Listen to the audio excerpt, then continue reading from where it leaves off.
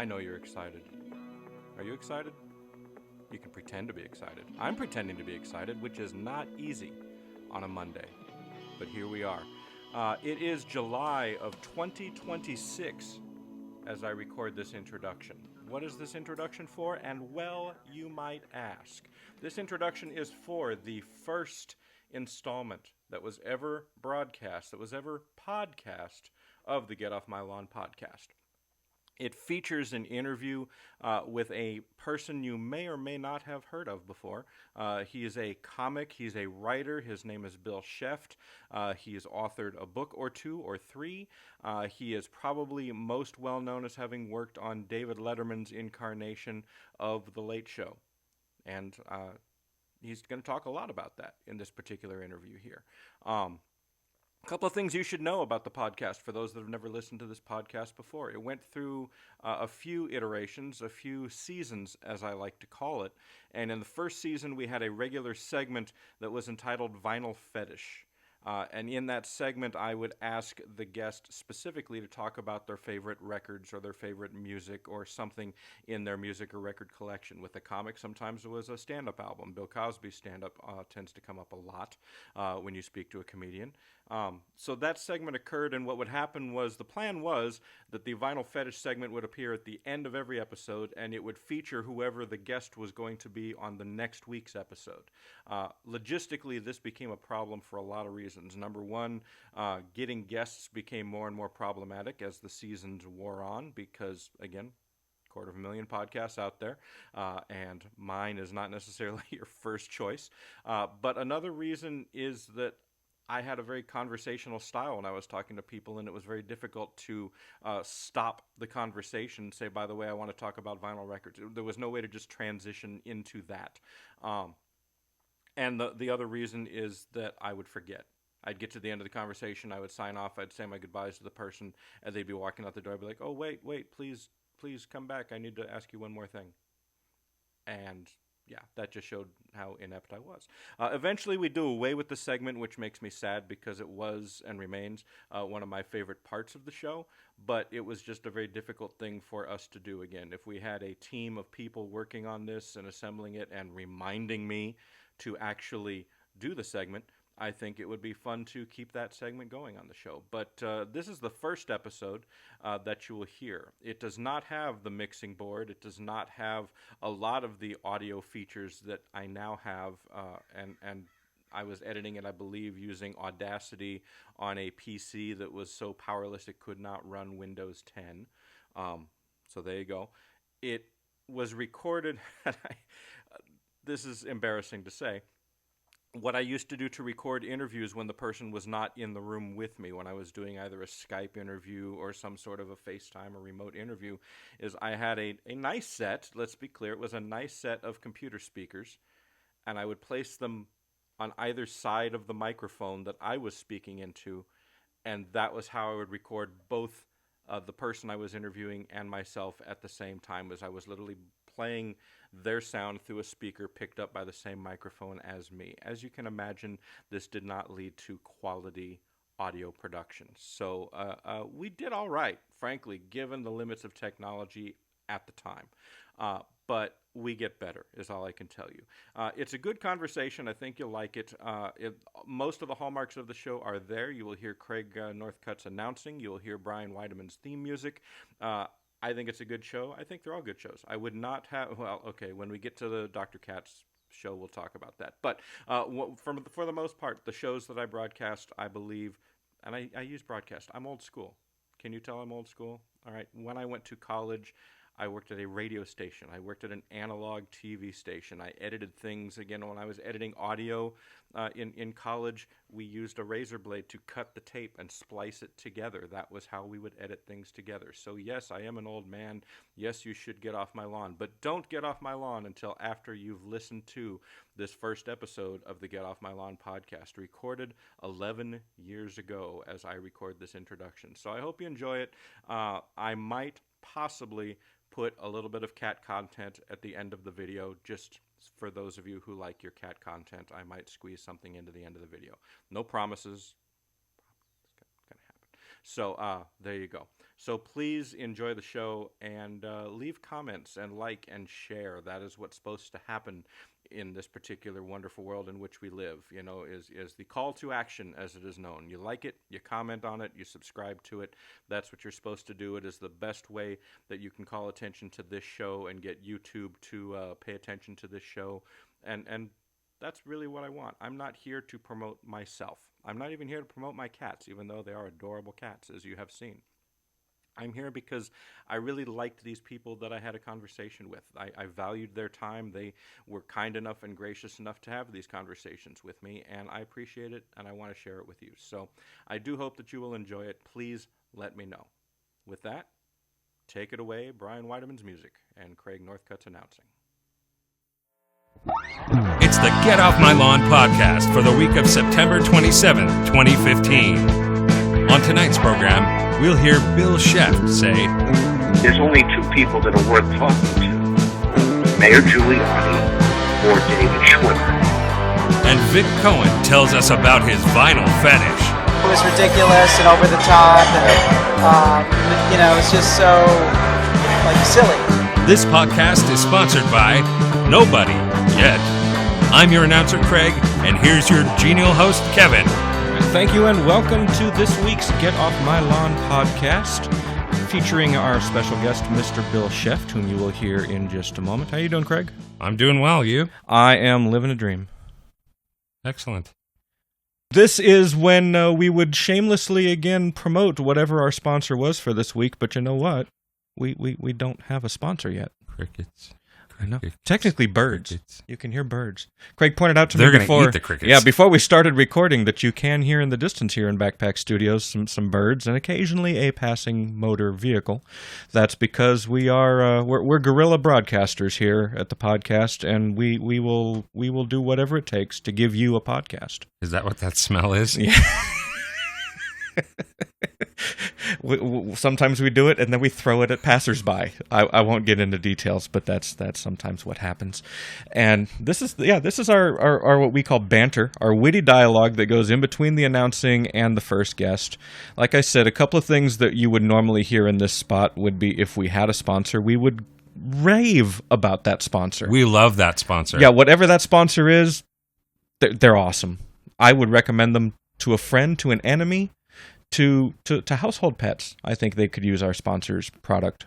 Most definitely. Whatever it is. So if you are a sponsor and would like to sponsor us so that you don't have to hear us keep saying the word sponsor, that would be something that would be awesome. Because we could be saying your name instead. Your name, like let's say hypothetically Vitamin Water. Because that would be a fantastic sponsor. I have pretty much subsidized that company from the beginning. I know it's been acquired by Coca-Cola, but had I not been one of the first frequent customers, Coca-Cola would never have acquired that brand. Yeah, you made them desirable. Yeah. And so I think Vitamin Water could return the favor. And as I said in our little test podcast, we are willing to accept barter in exchange for, instead of cash. So if you just wanted to ship me, say, a lot of Vitamin Water. Let's just say Vitamin Water one more time. Vitamin Water. There, that's what we're talking about. All right. Well, Vitamin Water, pony up, man. We will accept a local dentist. I need some dental work done. I lost a crown or a filling or something. So, yeah, if you're a local dentist here in the Southern California area, we would take that. If you have a free, not to say office building, but if you have free office space somewhere in the Los Angeles or North Hollywood or Burbank area, and you would like to promote your office space, not the movie, which was an awesome movie, by the way, but your actual office space, we will take that as well, because we're looking to set up the actual Backpack Studios in a studio. So let's make that happen. Burbank Studios, former NBC Studios, that would be my prime location, right there in beautiful downtown Burbank. Craig, you're kind of quiet this intro. I was envisioning what it would be like to work at the NBC Studios. Yes. No, the Burbank Studios now. There's now the Burbank Studios. The Burbank Studios. Yes, they are. They're no longer the NBC Studios because, well... The studios formerly known as the NBC Studios. Soon they'll just be a font like Prince was for a while there. Just half a peacock that's symbol. Right. It'd just be a cock then. There you go. Or a P. Better than a or P. a P, yeah. You never know. On that, let's check out this interview I did a couple weeks ago with Mr. Bill Scheft. I think you'll be pleased with it. He talks about everything you could possibly imagine in an interesting way. That's right. That's how I'm promoting this. He talks about everything interesting.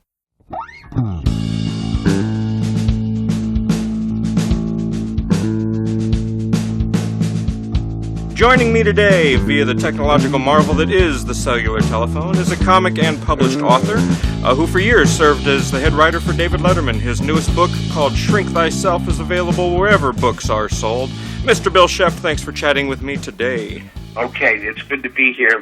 I got to correct you. I was never the head writer. Oh. If I was the head writer, you and I would be having this conversation from a locked ward. But I was in charge of the monologue for years and years and years. But I was never the head writer. That's a much bigger job with a lot more responsibility, a lot more administrative work. Administrative work bad. Got it. How long were you in charge of the monologue? Well, I was with the show for 24 years. I started at NBC in 1991, and I was there for the last 2 years of the show at NBC. And then about 6 months into the run at CBS, because the monologue was twice as big as we did at NBC, it was a little more unwieldy.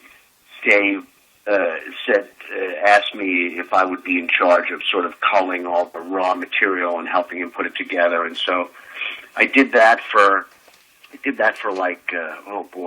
for about 6 years, and then I left the show to finish a book, and then when I came back and resumed my duties, but with Steve Young, so we sort of did it together. He did the morning culling, and I mostly helped Dave put it together downstairs. So that was we shared that responsibility. Gotcha. Well, you touched on this a little bit already, but I know TV critics who wrote frequently about late-night TV, like Bill Carter, Aaron Barnhart, others, they talked about how Dave and the show had to change when you moved from NBC to CBS. Can you tell me what that involved for you guys as writers? Well, it was one of the things was they doubled the monologue, which was why I was hired at the show. I mean, if you remember the show at NBC, he did 3 jokes a night. Some nights he'd do 2. And then after Johnny Carson retired, for the last year we did 4 jokes in the monologue, the last year at NBC. And then when we went to CBS, the monologue doubled to 8 jokes, where it stayed for many years until the last, I want to say, maybe 4 years, where we expanded it even more, because the Act 1, which was the monologue, we added a lot of interrupts, rather than the show before had been just the jokes at the home base, and then he would go to home base, and then he would show tape at the desk, and we incorporated tape and other kind of interrupts in the monologue, so that just became a longer and longer piece, and there were more jokes to stretch it out. So, we went from 8 jokes to 12, and then 15, and then we scaled back to 12 because we would have all the interrupts, and that was probably the last 4 years of the show. The monologue had grown by about 50% joke-wise. Okay. It strikes me that there were a couple of taboo subjects over the years. I don't know if taboo is the right word to use, but for instance, Jay Leno really made his bread and butter off of the O.J. Simpson trial, and you guys seem to very consciously avoid subjects like that. Is that just my own interpretation, or is that accurate? Well, yes, because now this is 21 years ago. Sure. But this is the decision. Dave made a conscious decision to not do jokes before charges were filed. Sure. So it was only, Jay was at it from day one, because you didn't know, you just didn't want to just go at him as if he did it or as if he was going to be charged. So we waited, however long it was, however many months it was, until he was charged. And once he was charged, we did the jokes, and we continued to do jokes until he was found guilty until it turns out he didn't do it. Right. And the first when they had the first verdict, as I recall, and we the way the monologue had been set up was rarely did we do 2 jokes on one topic. We used to do 8 jokes on 8 topics. But then, the OJ thing was so dominant in news, we'd do a couple. And then the day of the verdict was the first day we did an entire monologue on one topic. And that, we saw the benefit in that. Dave saw the benefit in that. So from there, if for 8 jokes, we might just do 3 topics rather than 8. So that was the breakthrough there. But, Jay, back then loved to trumpet how he was doing OJ jokes and we weren't. And it just couldn't have been further from the truth. Let me ask you about, I guess, a more serious monologue, and that would be the first post 9/11 show that was done. How much input did you have, and how Dave was going to handle that? This is my favorite story of that day, is that we had been dark the week before when the attacks happened. And there was some question as Monday came around whether we were going to do a show.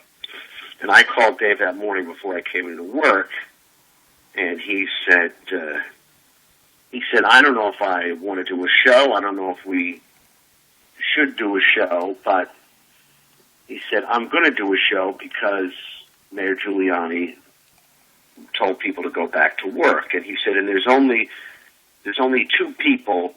He said, I want to do a show, but he said, there's only 2 people that I want to talk to today, and there's only 2 people that are worth talking to. And I said, who? And he said, Mayor Giuliani or David Schwimmer. And that's, that's like, it was totally would set you up. And we didn't get Giuliani that day. I think we got him on the 3rd day. Well, you didn't get Schwimmer either, so, No, we're right. We and then what happened is, I think it was his decision that he had some things that he wanted to say, and he coalesced them, and it just was not appropriate to do a monologue. And then what happened out of that first break, again, now we're talking 14 years ago. As I remember, we had some jokes written for him on blue cards that he did out of the 2 that were really kind of nice, tame jokes. And the one that I remembered was, everybody is getting patriotic today. Puff Daddy changed his name from P. Diddy to P. Doodle Dandy. And that was what, and there would be jokes like that. Right. It was all, and we did that for a couple of days, and I think then the following week he was, I think Wednesday he was back at the mark. By Wednesday he was back at the mark. I think it was just 2 days with him at the desk. Yeah, I think you're right, it's been a couple of years, but I think you're right about that. It was just a couple of days at that. It's been 14 years. Right. You blogged pretty extensively the last couple weeks of the show, and kept a pretty good sort of running history of sort of your memories of those days. Now that you've had a couple of weeks now, a couple of months now to reflect, what stands out in those last couple of months as being memorable for you?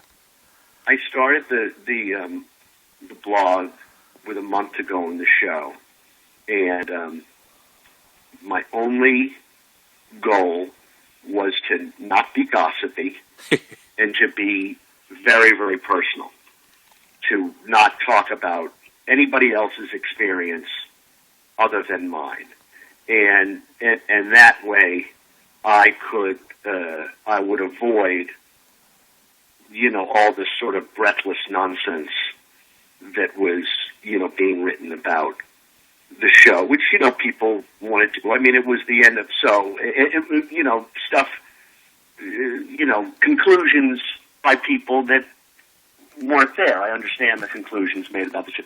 But So as I look back, I was very happy with the way the blog turned out, the way the diary turned out, because it was what I wanted to do, and I think that it gave people that really loved the show an insight into the show without being voyeuristic or gossipy.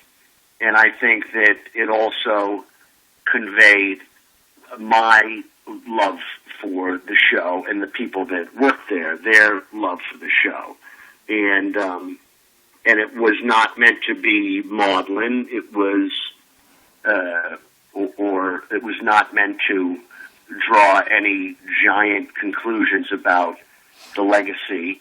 And I think that I achieved that, and I was really pleased with that. I wanted to write something that nobody else could write but me, because nobody else had my experience. A lot of people there had similar experiences, because a lot of people there had been there as long as I had, or longer. So I was really proud of that. And in terms of since the show's been over, the only thing I feel is that it really couldn't have ended any better, any more satisfying than it did. And, look, Ted Williams was lucky enough to hit a home run his last at bat. And I feel the same thing about Dave. And so I really haven't thought about it too much. There's no regrets. I miss the people, but I don't wish, a lot of people say to me, boy, I bet you're really wringing your hands because can't get a piece of this Trump thing. No, I have to say, having that critical distance, I now have the freedom as an out of work monologue writer to be disgusted by him rather than sort of enthralled at the comic possibilities. So that's a great freedom, sort of like being a human being again. Yeah, I can imagine it's a different perspective, to say the least. Now, your day as a writer, you said you didn't really have to do at least in the later years, you didn't have to do the morning cull, as you called it, of rooting through all of the newspapers looking for the stories. What was No, the morning cull I meant of the jokes that were turned in. Oh, okay. That's what I meant. No, I still read newspapers, and I still wrote my passive jokes, and but I was just, I dealt more with the product in the second and third stages, not the nascent stage. Gotcha. So tell me about that. What is a day like for the monologue guy? Well, it was, I would, I'd have coffee and 6 Vicodin, and then I would get at it. No, I would, only 6? It was, I didn't, as the years went on and technology helped you out, you didn't have to read 6 newspapers a day or glance through 6 newspapers a day. You just knew what the topics were, and I would, I'd write my, in the course of the day, 40 jokes or 50 jokes or whatever, what I had always done, and I would, but as things changed at the show, I was more writing jokes responding to the topics that Dave seemed interested with, rather than trying to feed him topics. I was trying to supplement what we already had, rather than create and create new topics. But if there was something that was missing, I would say, I think we need something on this topic. And now, meanwhile, all the other writers were creating they would have a meeting in the morning where they would pitch ideas to the head writer and for tape interrupts or live interrupts or whatever all the things that we would do in the Act 1 and the Act 2 on the show. There were tape pieces, there were live pieces, there were pieces that needed animation. As I always said about working at the show, it was like working at a daily newspaper, a weekly newspaper, and a weekly magazine and a monthly magazine, because there was stuff that you had to do every day for that day's show. Then there was stuff that you had to do that needed a little lead time in would be out at the end of the week. And then there were the things like the big prop pieces, like the Halloween costumes or new books, where you had to get them in 3 months before they would be ready. So there were, you were constantly working on, different shows, but mostly we were working on that day's show. And so by the show taped at 4:30, and by 2 o'clock, the head writer goes down to rehearsal to rehearse the pieces for the Act One, the live pieces, look at the tape pieces, and then Dave goes down to the dressing room, and ideally we have 20 or so jokes, which we're going to cut to about 12.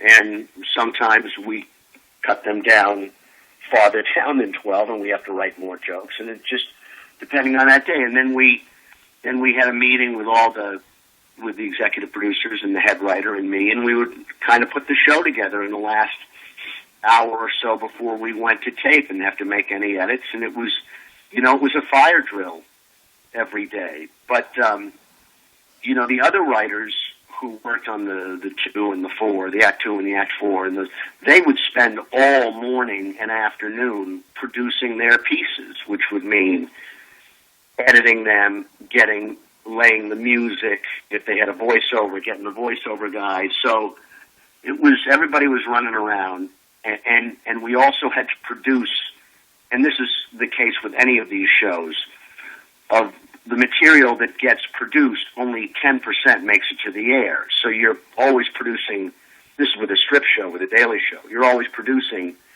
10 times more material than actually gets on the air. So, for Dave, those 12 monologue jokes that Dave did between, Dave might look at 100 jokes, but Steve Young and I might look at 300 to get to those 12.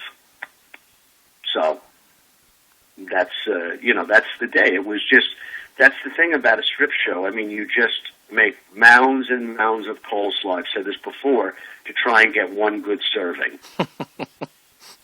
The phrase strip show keeps making me smile. I don't know why. All right, we hope you're enjoying the interview so far. If you're listening to this now, hopefully you've enjoyed it so far. This is the point at which we would interrupt the interview for a sponsor.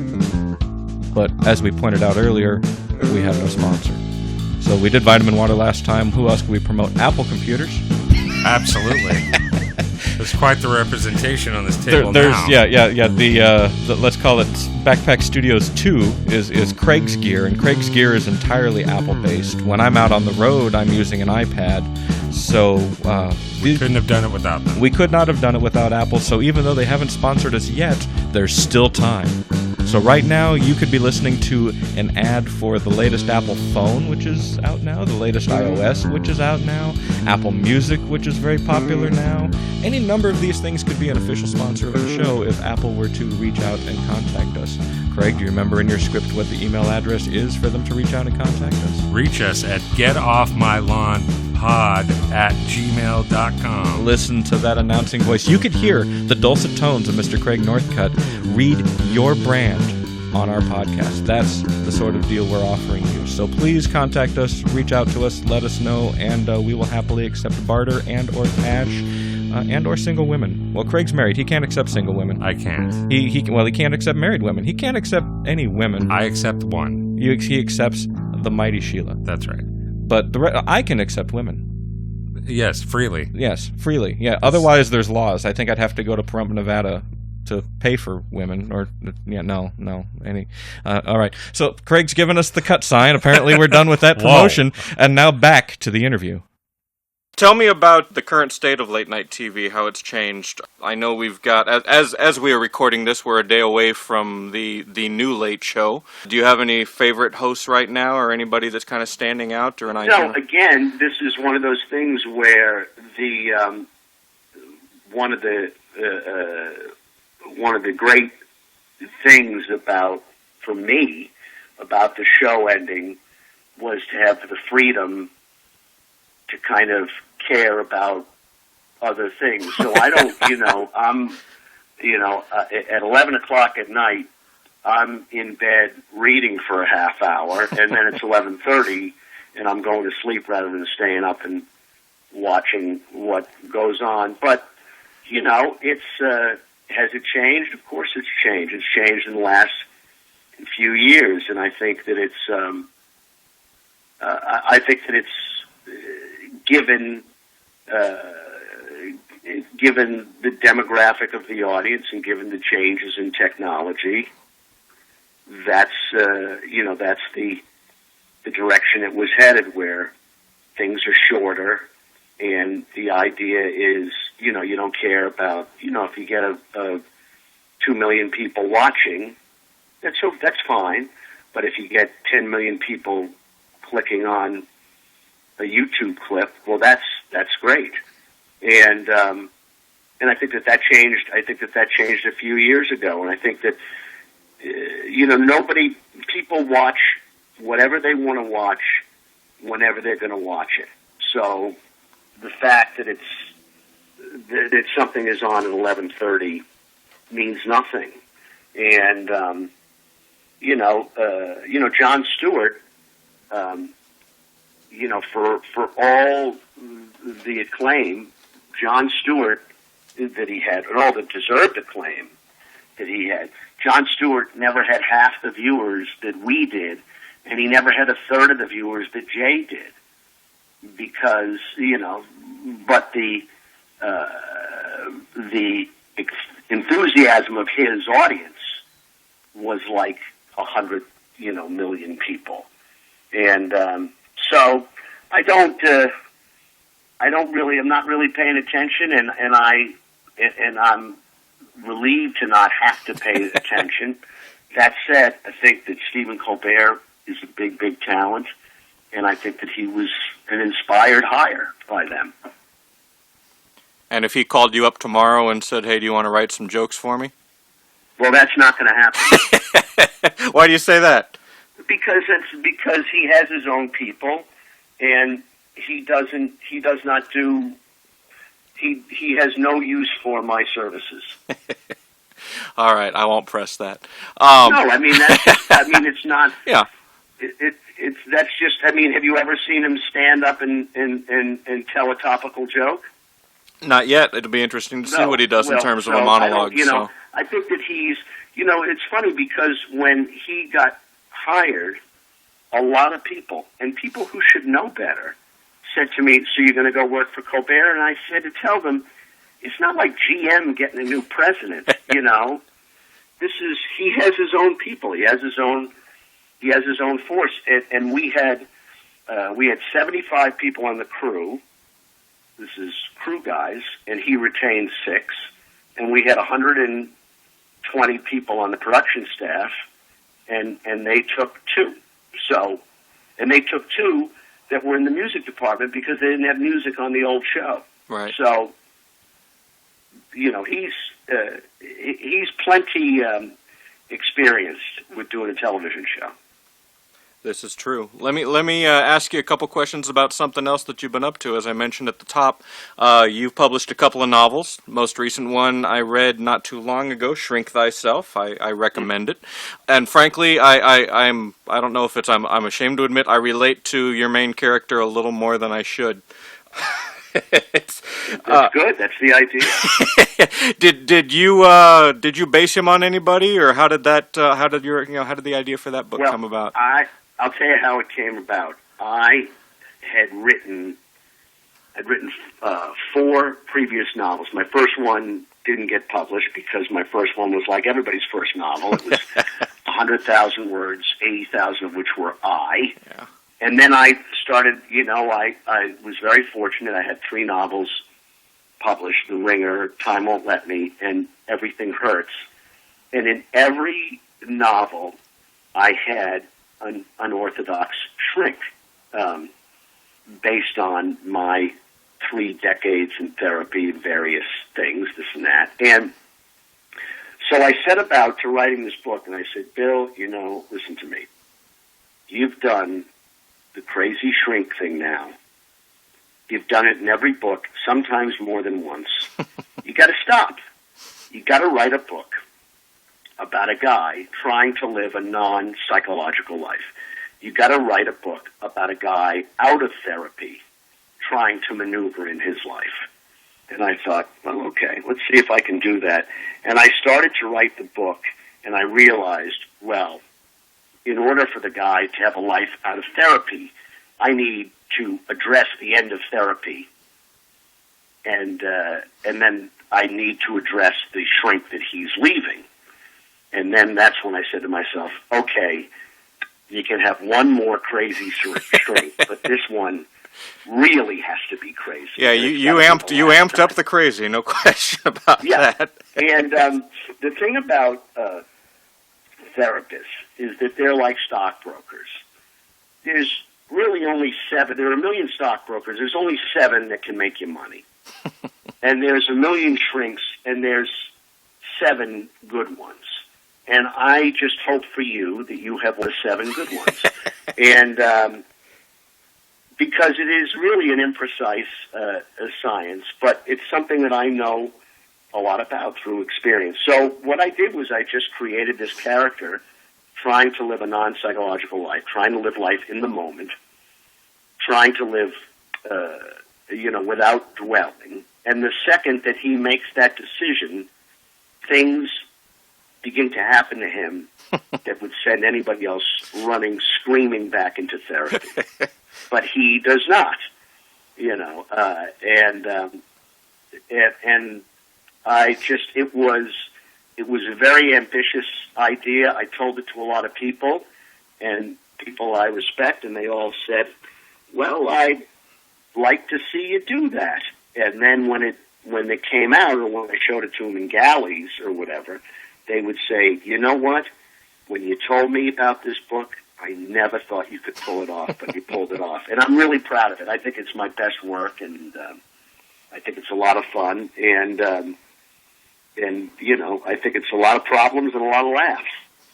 Agreed and agreed. It has motivated me to try to track down some of your earlier stuff, so I'll give you a full report on Twitter when I've done that. Please do. I appreciate it. Well, I appreciate you reading this one, and so, like I said, I think that and it's certainly reasonable to ask how much of it is autobiographical, because I think that's reasonable to ask of any novelist. I have to say, in this book, it's the lowest percentage of all my novels of autobiographical material. So this is simply your imagination doing the work here. Yeah, well, that's sadly, yes. Not sadly, I think. Like I said, Yeah. I enjoyed it. I thought it was, as you said, there have been books, not just by you, but others about sort of the crazy shrink. Heck, it goes back to the Bob Newhart show. It goes back way before. Well, the that's Bob true. Newhart show. It goes back to Donald Barthelme had a crazy shrink. It goes back to Portnoy's complaint, which was the whole session. The whole book is a therapy session. So, I mean, Bob Newhart just really was able to encapsulate it in 22 minutes a night for a week for 10 years. And I think for a lot of us that was our first exposure to it. Therapy was such a taboo subject for so long, people just didn't talk about it openly. And I think seeing that show really opened people up to it. Right. The first time I discovered you was the first season, maybe first 2 seasons of Politically Incorrect, when you used to come on at the tail end with Bill Maher and do the cleaning out the notebooks segment. Yeah. That was the first time I think I saw you. I'm sure I saw your name in credits before, but that was the first time that I really saw you. You did stand-up for a lot of years, or do you still do stand-up? I did stand-up for 13 years, and I started at Catch a Rising Star in New York in 1980. And the house MCs were comics that booked the shows, so that they were, it was a plum job, it was a powerful job, and you had to have certain skills at booking the show. And the house MCs at the time were Bill Maher, a guy named J.J. Wall, who became a showrunner and a writer and a producer out in L.A., and Adrienne Tolsch, who is still working, hilariously funny, and I know that because she's my wife, and we've been married for 25 years.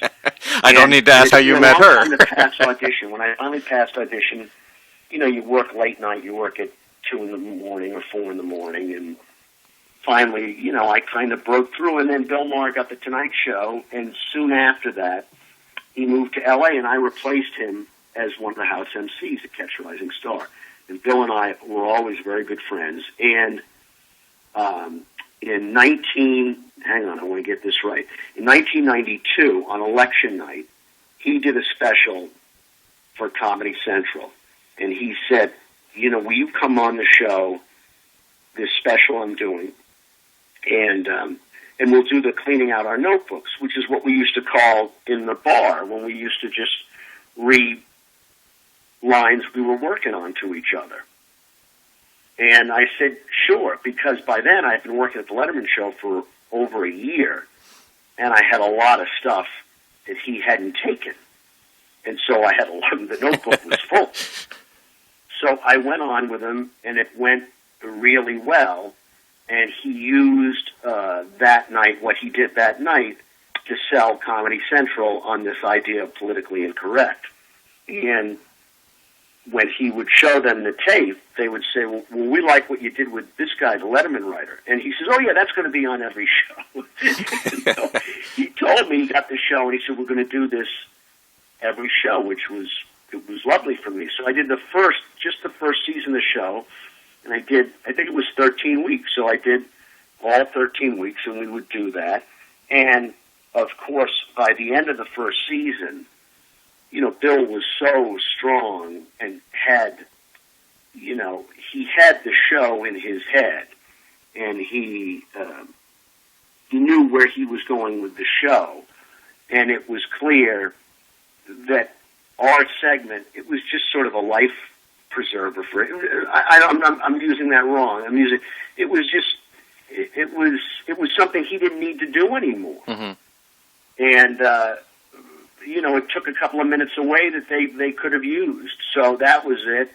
I was, very flattered to do that. It was a lot of fun. And, you've seen where he's gone.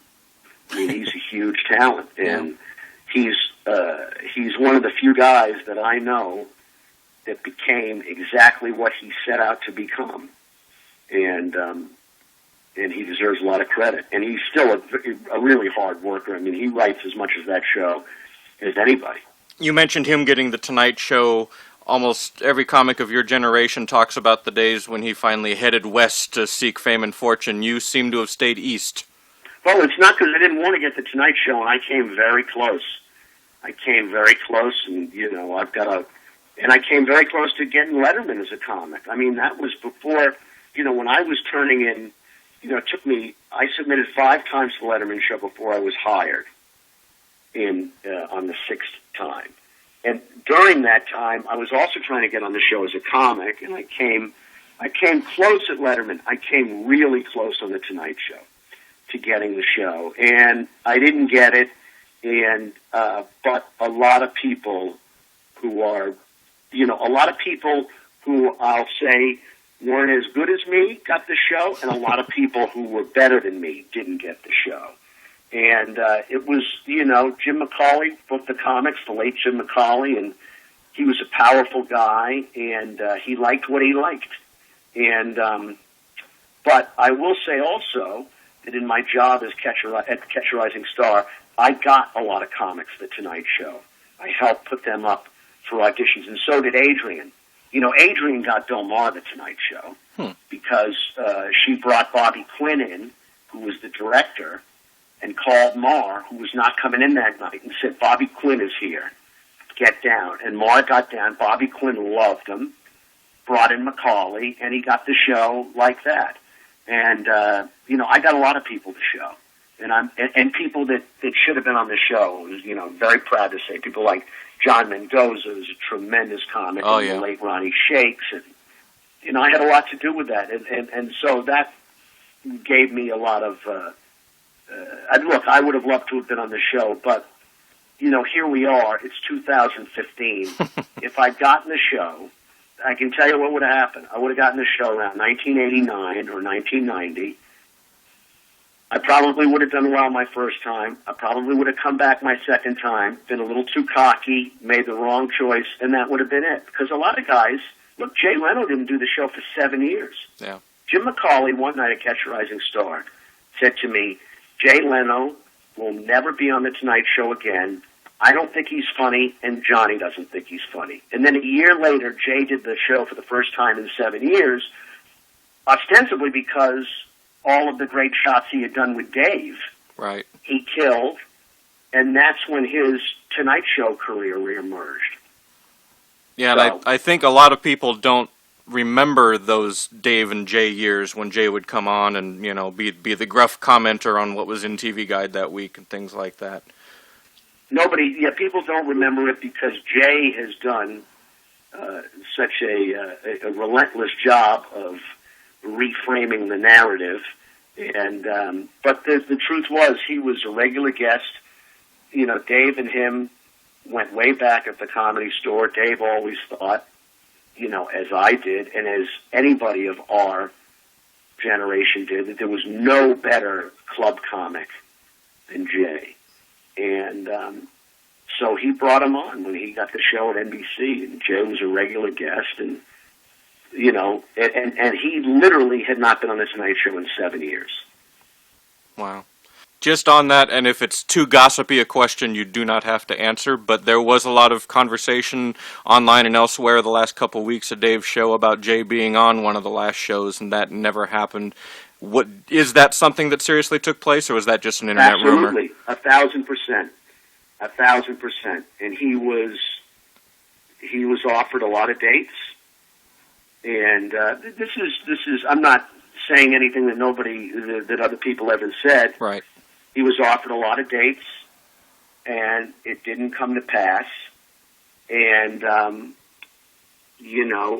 Dave was very gracious. Dave said, well, you know what? He asked me to come on one of his last shows, and I didn't think it was appropriate that I be on one of his last shows, so maybe he thought the same thing. And, you can, but there were absolutely discussions, and dates were offered, and he, in the end, was not available. And in terms of television, I think it's something that a lot of people would have loved to have seen. I think it would have been great television with the two of them. But personally, I'm thrilled he didn't come on. I'm thrilled. Personally, I'm thrilled. That's fair. That's fair. Looking at your blog just before I started this interview here, you're in a band. I started a band 5 years ago, The Truants, based on my fictional band in my second novel, Time Won't Let Me, and we play British Invasion and garage rock and nothing after 1967, and we work regularly in New York and Greenwich Village and all over, and we're available. And, this is not some author in a band like Dave Barry or, or Stephen King. I can play, and my guys can play, and we're good. We're very good. And if you need us, we're available. Excellent. And we're on YouTube, and the website is The Truants Live. And we have tons of videos, and you can see for yourself. Cool. I will definitely link to those on my site and on my Twitter as well.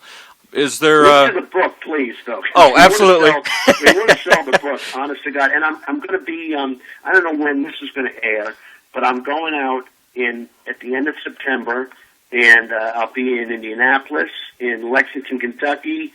I'll be in South Bend, Indiana, and I will be in Cincinnati, and I think maybe Nashville and Memphis. I'm going out at the end of, so, you can check my website, my blog for that. Absolutely. And it's been an honor speaking to you. I think we had a good interview here. Well, I don't know about an honor. I would say an honor. I think it's been an obligation. Well, whatever you want to call it. I think you have done a lot of what I would consider to be a dream job. Everything from working in late night, writing your own novel, having success with that, and just sort of having the freedom to do what you seem to want to do in the business. So I congratulate you for that. Listen, I'm not going to lie to you. I'm very fortunate. I married the right girl, which I recommend. I mean, get your own. But, and I do what I think that I'm supposed to do for a living, and I've had a lot of I've had a lot of good fortune. And the best piece of advice I ever heard was writers write. You know, if you want to be a writer, you got to write. You can't just sort of fancify about it, which I did for years and years and years. And, you know, I started writing my first novel at 38. Yeah. And because, you know, before I was 38, I thought everything should just be handed to me. And so I think that, and if you're struggling, pick up a book called The Artist's Way. That was the book that really changed it for me. Watch, I'll sell 1 million of her books and 2 of mine. But I won't link to hers. It's apt. But thank you for that. Oh, yeah. I'm well aware of my good fortune. It's time once again for our shameless pandering to hipsters and audiophiles alike. Here's Kevin with today's Vinyl Fetish. I hope you enjoyed the interview with Bill Scheft. I enjoyed talking to him very, very much. Another person I enjoyed talking to is next week's guest, a gentleman by the name of Vic Cohen, whom you will get to know very, very well. One of the segments we have here on the show to sort of preview the next week's guest is what we like to call Vinyl Fetish. As the name implies, it's talking about vinyl.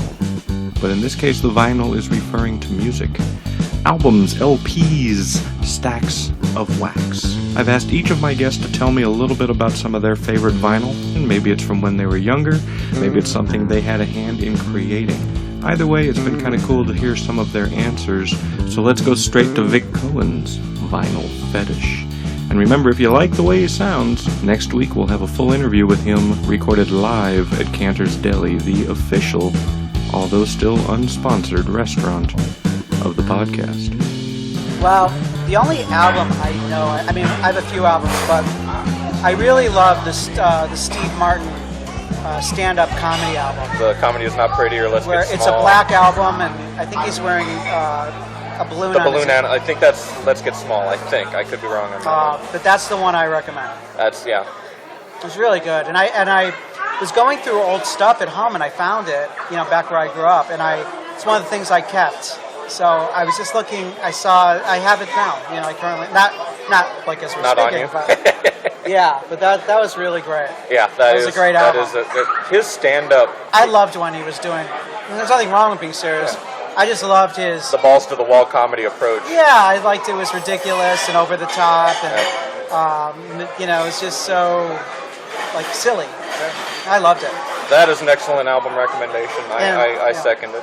In this book, he wrote a book called Born Standing Up. I believe that's the title, and it's very interesting if you're ever interested in stand-up or just in Steve Martin. It's a great book. Yeah, so I recommend that too. It's not vinyl, that's not paper. Maybe there's an audiobook version somewhere. Yeah, it's really good. This has been the Get Off My Lawn podcast, brought to you by Nobody Yet. Follow us on Facebook or Twitter at Get Off My Lawn Pod. Check out our SoundCloud at Get Off My Lawn Podcast, or subscribe to us on iTunes for the latest episodes. Questions or comments, or to suggest a guest, our email address is getoffmylawnpod@gmail.com. The theme was written and composed by Brian Weideman. Check out his music at www.worldbride.com. That's WORLDBRI.com. The logo was designed by Julie Contreras at Urban Bird Design. Go to urbanbirddesign.com to learn more. Thanks for listening. Tell a friend.